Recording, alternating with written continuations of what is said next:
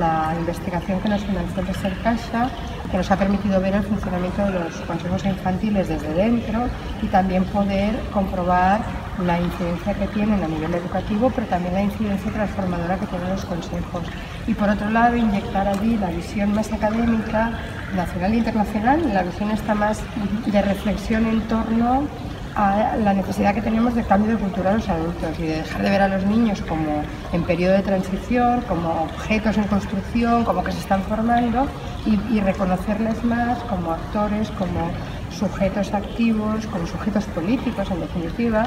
y como ponerlos en el centro, pero no en un centro desde una mirada proteccionista y paternalista, sino en un centro desde la corresponsabilidad en la cual ellos puedan entrar en esa dinámica. Y también hemos podido acercarnos a repensar cómo nos posicionamos los adultos, cuáles son las claves pedagógicas necesarias para poderles acompañar en ese proceso.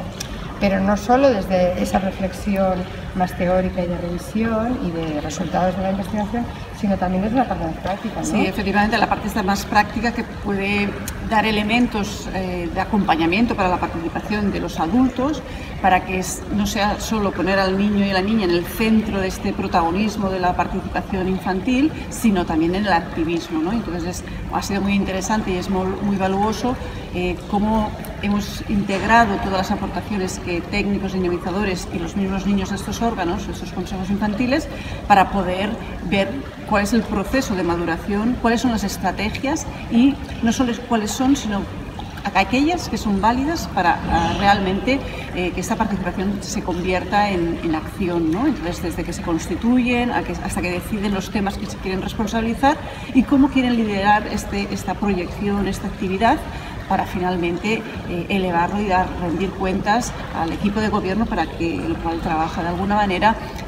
Una de las aportaciones más interesantes es esta parte práctica, sobre todo este elemento del magnetismo participativo, que es aquello que aporta y da mirada para poderlo continuar haciendo.